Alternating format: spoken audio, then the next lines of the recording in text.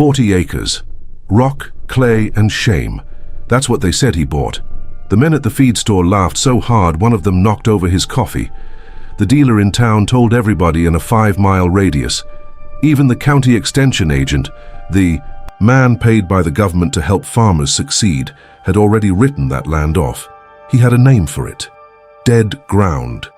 And he didn't mean it poetically. He meant it the way a doctor means it when he looks at an X-ray and says, there's nothing left to save. But here's the thing, nobody tells you about dead ground. It was never dead. It was just waiting for the right man. Stay with me until the end. Before we begin, please take a moment to like the video, subscribe to the channel, and comment where you're watching from. Now, let's get into it. To understand what Walter Gunderson did, you have to feel what Iowa felt like in the spring of 1981. Because the world Walter walked into when he bought that 40 acres wasn't just difficult. It was on fire, and almost nobody could see the flames yet. The 1970s had been a decade of intoxication for American agriculture. Grain prices soared. The Soviet Union was buying everything America could grow. Corn hit $3.56 a bushel. Soybeans touched $10. And farmland, that dark, ancient Iowa soil that generations of families had sweated over, it stopped being something you farmed and became something you leveraged.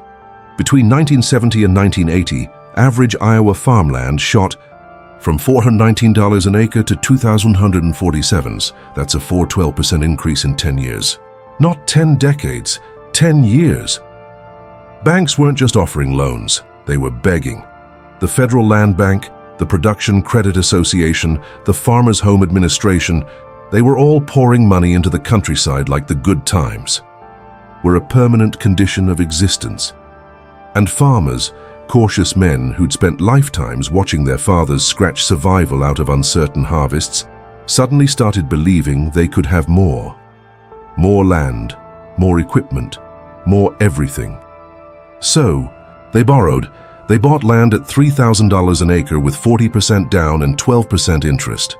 They traded in their old Farmall 560s for brand new John Deere 4440s at $32,000 apiece. They built grain bins and hog confinements and machine sheds, all on credit, all on the promise that grain prices would hold and land values would keep climbing. The equipment dealers drove new trucks with gold watches on their wrists and told every farmer they shook hands with the same thing: the world needs to eat, and you're the ones feeding it. Expand, borrow, buy more. Then, in October of 1979, Federal Reserve Chairman Paul Volcker did something that shattered the dream overnight. He raised interest rates to combat inflation. By 1981, the prime rate hit 21.5%.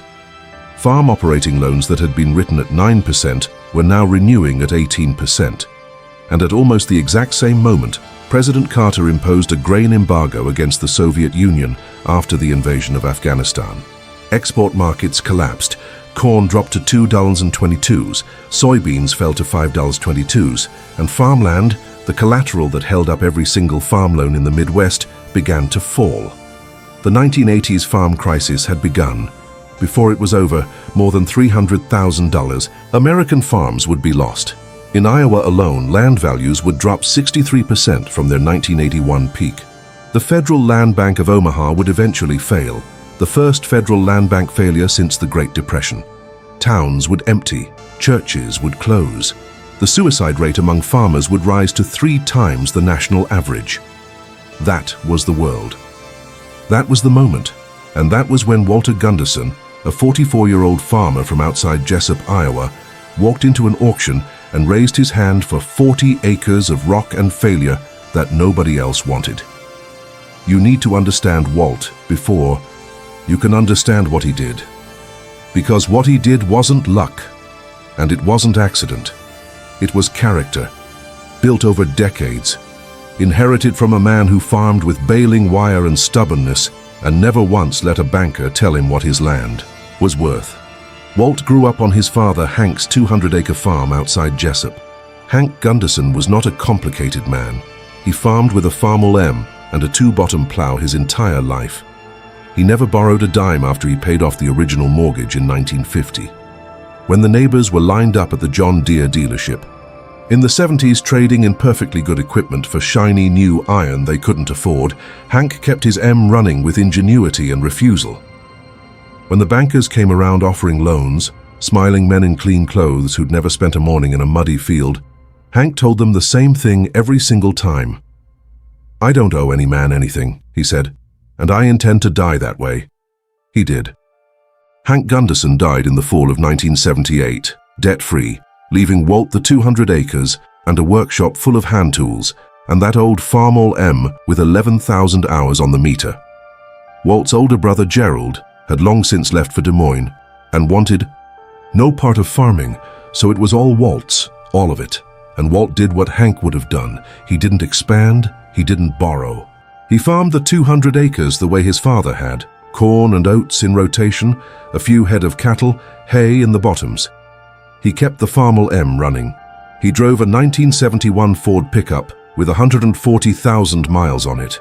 He wore the same Carhartt jacket for 9 years straight. And while his neighbors were leveraging everything they owned to buy more land and bigger iron, Walt put $600 a month into a savings account at the Jessup State Bank. By March of 1981, he had $47,000 sitting in that account. Quiet, patient, waiting. That was when he went to the auction. The 40 acres was part of the Elmer Brandt estate sale. Old Elmer had died without heirs, and the executor was selling everything off piecemeal. The good ground, 280 acres of Class 1 and 2 soil, the kind of dark Iowa loam that grows 150 bushel corn without blinking, went fast. Multiple bidders, competitive offers, final price, $3,200 an acre. But then there was the 40 on the Ye County soil map. It sat in the northwest corner near the river bluffs, shaded almost white. Class 6 soil, rocky, thin, steep in places, the kind of ground where a plow blade hit limestone before it hit 6 inches deep. The last man who'd tried to farm it, a tenant named Sweeney, gave up after 2 seasons and told the landlord he'd rather dig ditches than fight those rocks one more day. The county had stopped listing it as cropland in the assessor's records. Weeds had taken it. Cedars were creeping in from the fence rows. For all practical purposes, the land had been erased. The auctioneer had to ask 3 times before Walt raised his hand. $185 an acre, $7,400 total, cash, no loan, no bank, no debt. That afternoon, the John Deere dealer in town, a man named Phil Kramer, found out. Phil was the kind of man who wore a gold watch to a feed store and told stories about farmers who were buying new equipment, as if that was the only measure of a man's worth. He was leaning against the counter when Walt came in for a bag of clover, seed. He stopped mid-sentence. "Hey, Gunderson," he called across the store. "Heard you bought the Brandt 40. Walt nodded. "The dead ground 40?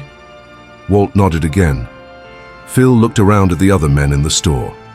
3 or 4 farmers, a feed rep, from DeKalb, the kid behind the counter. He grinned wide. "Walt, I've sold equipment to every farmer in this county, and I've seen some bad investments. But buying dead ground, that's like putting new tires on a car with no engine." The men laughed. The feed rep laughed. Even the kid behind the counter smiled. Walt didn't say anything. He picked up his bag of clover seed, paid $14.50, and walked out the door. He put the seed in the bed of his Ford, started the engine, and drove home on gravel roads while the sun went down behind the grain elevators. He didn't look angry. He didn't look embarrassed. He looked like a man who knew something that nobody else in that store was even close to understanding. In April of 1981, Walt began the work. Not the planting, not the plowing, the work that matters most and that almost no one bothers to do anymore. He listened. He walked every inch of those 40 acres with a notebook and a soil probe, a T-handled steel tube his father had made in the workshop, the kind of tool that costs nothing and tells you everything. He took soil samples from 47 different points across the property. He noted where the limestone was close to the surface, where the clay was deepest, where water pooled after rain, where the slopes faced south into the sun, and where they turned north into the shade. He mapped the whole thing by hand on graph paper, sitting at the kitchen table every night for a week, building a picture of the land in his mind the way a doctor builds a picture of a patient before he prescribes a single thing. What the tests confirmed was ugly. 3 inches of topsoil on the flat spots and almost nothing on the slopes. Subsoil was heavy clay mixed with limestone fragments.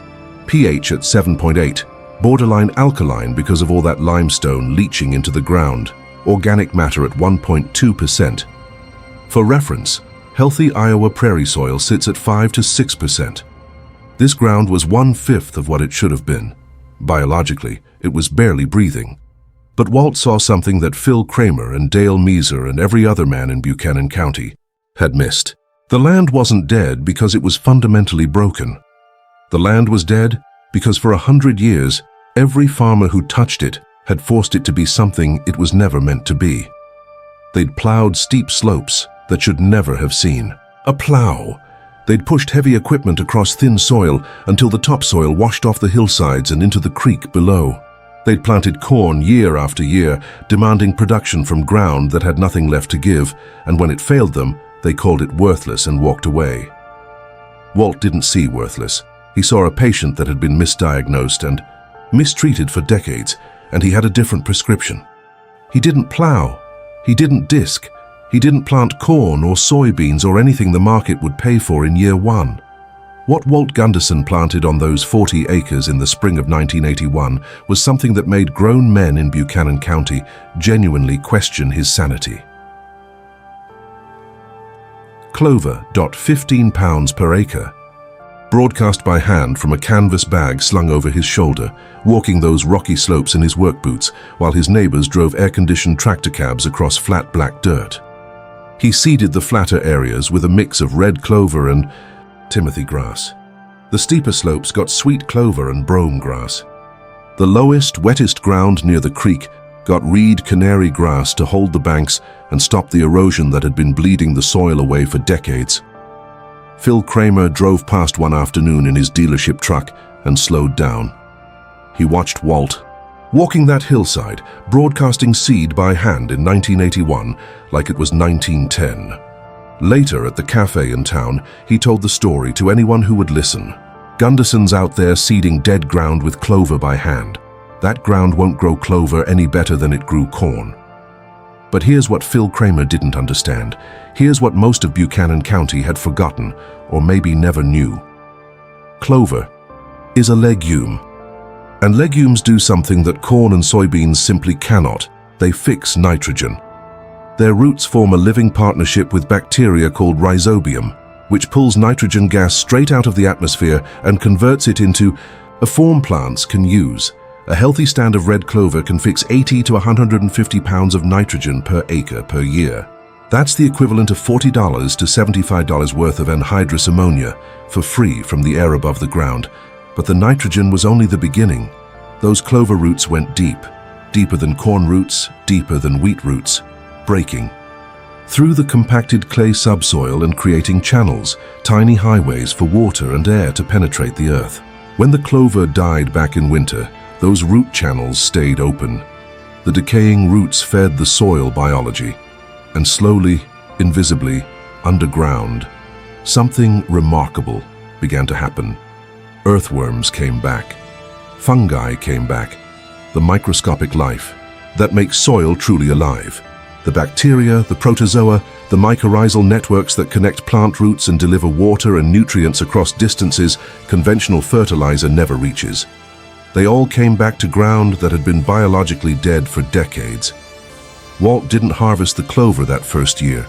He let it grow, let it bloom, let the bees work it through the long Iowa summer. In October, he mowed it and let it lay. The biomass went back into the soil. Cover, mulch, food for the microbes. He wasn't farming the land. He was healing it. In the second year, 1982, he did the same thing, but added one more element: manure. He made a deal with a dairy farmer named Arch Schultz 3 miles down the road, who had more manure than he knew what to do with. Hauled it himself. 15 loads, using a borrowed spreader and the old Farmall M 8 tons per acre on the flat ground, less on the slopes. The nutrients fed the clover fed the soil, and the soil, that beaten, exhausted, written off soil, began to change. By fall of 1982, Walt took another set of soil samples. The organic matter in the flat areas had risen from 1.2% to 1.6%. It sounds like almost nothing, but in soil science, a 4% increase in organic matter in a single year is significant. It meant the biology was working. It meant the ground was coming back to life. The county extension agent, Dale Measer, the same man who'd given that land its name, Dead Ground, heard what Walt was doing and came out to see it. He walked the 40 with Walt, took his own samples and didn't say much. But when he got back to his office that evening, he pulled up the soil survey and made a note in the margin of Walt's file. 3 words. Worth watching. Unusual. From Dale Measer, that was practically a standing ovation. While Walt Gunderson was spreading manure and broadcasting clover seed on 40 acres of ground that everyone in Buchanan County agreed was worthless, the world around him was coming apart, at the seams. In 1982, the first wave of foreclosures hit. Farmers who had borrowed at 9% were now paying 18% on operating loans. Corn sat at $2.40. Land values were dropping $200 an acre per year, meaning that every single morning a farmer woke up, his collateral was worth less than it was the day before. The Farmers' Home Administration started issuing acceleration notices demanding full repayment on loans that farmers had believed they had decades to pay off. The options were brutal: voluntarily liquidate or be forcibly shut down. Sell the equipment, sell the cattle, sell the ground itself, if anyone would buy it, or have the bank take it all anyway. Phil Kramer's John Deere dealership, which had sold 32 new tractors in 1979, sold 7 in 1982. 3 of those 7 were repossessions from his own customers that he had to take back and resell. The showroom that had been full of shiny green iron, the floor where Phil had stood in his gold watch telling farmers they needed more horsepower, was half empty. Phil started selling used equipment, Farmalls even, the same machines he would have laughed at 5 years earlier. Walt watched all of it from dead ground. He didn't say anything to anyone. He just kept planting clover. In 1983, year 3, Walt added another layer to what he was building. He planted oats into the clover, a nurse crop that would give him a small grain harvest while the clover continued its underground work. And he started fencing the steeper slopes and bringing in a few head of cattle to graze the grass. Not many, 8 head on 40 acres. Light stocking, deliberate. He moved them every few days, so no single spot got overgrazed. The cattle did exactly what well-managed cattle do on healthy pasture. They ate the grass, deposited manure, pressed seeds into the soil with their hooves, and broke up the surface crust, creating thousands of tiny germination sites across slopes that once shed rainfall like pavement. The trampling that would have been destructive at high stocking rates was beneficial at these low ones. It was controlled, intentional. The same action, the same animal, the same ground, but the difference between overuse and regeneration was simply a matter of restraint. In the fall of 1983, Walt went to a meeting at the Iowa State Extension Office in Independence, the county seat. The speaker was a soil scientist from Iowa State University named Dr. Richard Koig. Koig had been studying something that most Iowa farmers in 1983 had never seriously considered: no-till farming. The idea was simple, almost elegant, but in the context of American agriculture in 1983, it was practically heresy. Stop plowing, stop disturbing the soil, plant seeds directly into the residue of the previous crop, and let the soil biology do the work that tillage was supposed to do. The logic went back further than most people realized. A man named Edward Faulkner had published a book in 1943 called Plowman's Folly, arguing that nobody had ever given a proper scientific reason for the plow. But in 1943, the technology didn't exist to make it practical at scale. By the early 1980s, it did. New seed drills, new herbicides, and most importantly, a growing scientific understanding of what soil actually was. Not just a medium for growing plants, but a living ecosystem more complex than anything happening above the surface. Dr. Koig gave his presentation. The farmers in the room listened politely, nodded at the right moments, and went home mostly unconvinced. Change is hard when you've been doing something the same way for 3 generations. Walt waited until everyone else had left. Then he walked up to Dr. Koig and opened his notebook. 3 years of soil data from 40 acres of dead ground. Organic matter trends, pH changes, root depth measurements, earthworm counts. The quiet, meticulous record of a transformation that had been happening invisible to everyone around him. Koig looked at the numbers for a long time. He didn't say anything at first. Then he looked up at Walt. How many acres? 40. What did you pay? $180 an acre. Koig was quiet for a moment. That stretched long enough to feel like a verdict. Mr. Gunderson, he finally said. Everyone in this county bought the best ground they could afford, and then they mined it until it was average. You bought the worst ground in the county, and you're building it into something better. In 10 years, your 40 acres will outperform. They're 400. Walt didn't tell anyone about that conversation. He drove home alone on dark gravel roads. He put the truck in the barn. He went inside. And in the morning, he went back to work. In 1984, year 4, Walt Gunderson made his first real crop on dead ground. He planted oats and red clover together on the flattest 25 acres. The oats yielded 62 bushels per acre. Not spectacular. Not the kind of number that would make headlines. But the clover underneath was thick and healthy, already fixing nitrogen for the following year, and his total operating cost for those 25 acres was approximately $400. No commercial fertilizer purchased. No herbicides, no expensive equipment, just diesel for the farmal M and seed. Total revenue from the oat sale, $2,867.50.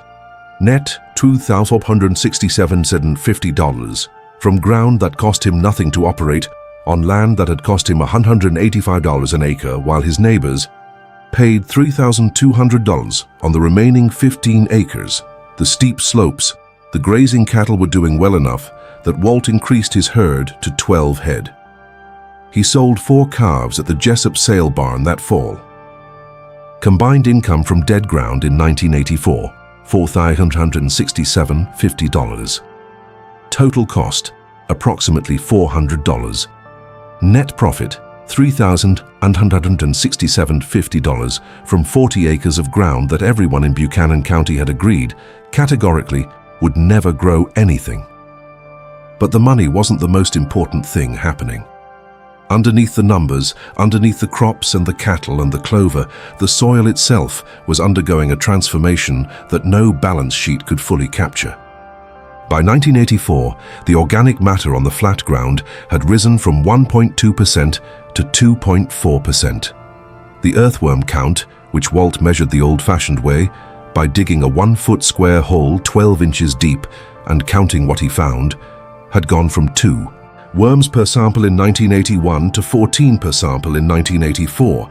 The soil was darker, visibly, measurably darker. The limestone fragments were still there, but they were surrounded now by living, breathing earth that held moisture instead of shedding it. Soil that absorbed rain like a sponge instead of sending it sheeting off the slopes into the creek below. Dale Mezer came out again. This time he brought a photographer from the Extension Service. They took pictures of the soil samples, the root systems, the earthworm counts. Mezer measured the topsoil depth on the flat ground, 5.5 inches. It had been 3 inches. In 1981, Walt, Mezer said, and it was the first time he'd used Walt's first name instead of just Gunderson. I've been the extension agent in this county for 17 years. I have never seen soil recover this fast. Walt nodded. He thought for a moment, then said the only thing that seemed true. It was never dead, he said. It was just tired. In 1985, Congress passed the Food Security Act, which created the Conservation Reserve Program, a federal program that paid farmers to take highly erodible land out of production and put it into grass or trees.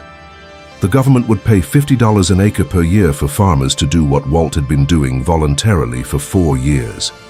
The irony was not lost on Walt. The same institution that had encouraged his neighbors to plow every inch they owned and borrow. Every dollar they could was now paying people to stop.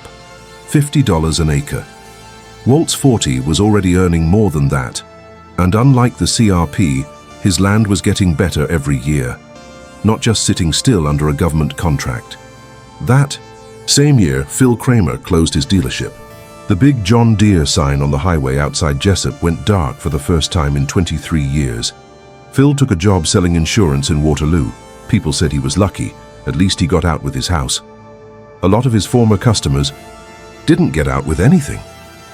Walt planted his first corn on dead ground in 1985. Not the whole 40, just 8 acres, the flattest and best recovered ground. He planted it no-till, using a planter he'd modified himself in the workshop, adding coulters to cut through the clover residue. No fertilizer purchased, no herbicide. He planted the corn directly into the killed clover sod, trusting 5 years of biological work to provide what the seed needed. Phil Kramer, even without a dealership, even in his cheaper suit, drove past and reported to the cafe in town. "Gunderson's corn looks like hell. Told you that ground was dead." But Phil was looking at the rows. Walt was looking at the roots. When the August heat arrived, the kind of heat that bakes Iowa clay into concrete and stresses conventional corn into rolling its leaves by noon, Walt's corn didn't roll. The soil under that clover residue was cool and moist. The mycorrhizal fungi threading through the root zone were delivering water and phosphorus from depths that conventional roots couldn't reach.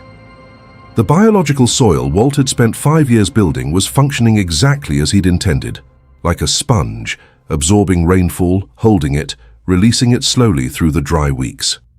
Walt's first ever corn crop on dead ground yielded 134 bushels per acre. The county average that year, on ground that was supposed to be some of the best in the state, was 128 bushels per acre. Dead ground had outperformed the best land in Buchanan County. By 1988, Walt had been working dead ground for 7 years. The transformation was visible from the road. Where there had been weeds, cedar trees, and exposed rock, there was now a patchwork of dark soil, thick grass, and healthy crops. The fence rows were clean, the cattle were fat. The creek that ran along the south edge of the property, which had been silted and muddy for as long as anyone in the county could remember, was running clear, because the soil on the slopes above it was no longer washing away. Iowa State University sent a graduate student named Karen Price to study the 40. She spent the summer of 1988 collecting data, measuring, documenting. What she found became the foundation of her master's thesis. The organic matter on the original dead ground had risen from 1.2% to 3.8% in 7 years. The water infiltration rate, how fast rainfall soaks into soil instead of running off, had increased by 340%. The earthworm population was 22 per cubic foot, higher than the county average on Class 1 soil. The soil that Dale Meeser had called dead was now healthier than the best-rated farmland in Buchanan County. Karen's thesis, titled Biological Restoration of Degraded Cropland in Northeast Iowa, a 7-year case study, would be cited in CD1, 12 subsequent academic papers on soil health and regenerative agriculture. Walt never read it. He was too busy farming. In 1988, he planted 30 of the 40 acres to corn. Yield, 148 bushels per acre. County average, 131. Still using no commercial fertilizer, still no herbicides. His cost per bushel was roughly 85 cents. The county average cost per bushel was $2. Walt was producing more corn at less than half the cost on ground that everyone said was worthless. His net profit per acre was nearly 3 times the county average, and the 40 acres he'd bought for $185 an acre in 1981? Comparable restored ground in the county was appraising at $1,400 an acre. Walt's original investment of $7,400 was now worth $56,000. That's a 657% return in 7 years, with no bank loan, no interest payments, no risk of foreclosure, while the neighbors who'd borrowed $3,200 per acre money to buy land, now worth $1,200 per acre, were losing everything they had. The reckoning came on a Saturday morning in October of 1988. Walt was at the Jessup sale barn selling calves. He was standing by the fence watching the auctioneer work the ring when a man walked up beside him. It was Phil Kramer, former John Deere dealer, current insurance salesman, wearing a cheaper suit than he used to, driving a car with someone. Else's name on the side. Phil stood there for a while, said nothing, watched the cattle move through the ring. Then he spoke. "Walt, I drove past your 40 the other day. Looks different." "It is different." "How's the corn doing?" 148 this year. Phil went quiet for a long time, long enough for 2 full lots of calves to go through the ring. Then he said something that Walt would carry with him for the rest of his life. "I sold 200 tractors in this county, big ones, expensive ones. I told every one of those farmers they needed more horsepower, more acres, more iron. And most of them are gone now, lost their farms, lost everything." He paused.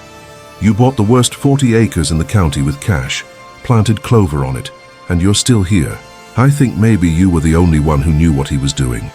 Walt didn't look at Phil. He kept his eyes on the cattle ring. He nodded once, and then he said the only thing he could think of, the thing his father would have said. "The ground was never the problem, Phil." A beat of silence. "The debt was." Walter Gunderson farmed dead ground for 27 more years. By the time he retired in 2015, those 40 acres had organic matter levels above 5%, equal to virgin prairie soil that had never seen a plow. He never took out a loan. He never bought a new tractor. The Farmall M finally gave out in 1994 at 16,000 hours, and he replaced it with a used Farmall 560 he found at an auction for $800 cash. He didn't get rich. That was never the point. He got something better. He got to stay. While 300,000 farms disappeared across America in the 1980s, Walt's 40 acres got a little darker, a little deeper, a little more alive every single year. He proved something that the soil scientists and the extension agents and the bankers and the dealers had all somehow forgotten. The land doesn't need more money thrown at it. It needs more time, more patience, more biology, and less debt. Dale. Mesa retired from the Extension Service in 1998. On his last day, he went into his office and took down the soil map that had hung on the wall for 30 years. He looked at the white patch in the northwest corner, the 40 acres he had named dead ground, and with a black marker, he colored it in. Dark. As dark as the best ground in the county. Then he wrote 2 words underneath it, and maybe that's the whole lesson. Not just about farming, about anything.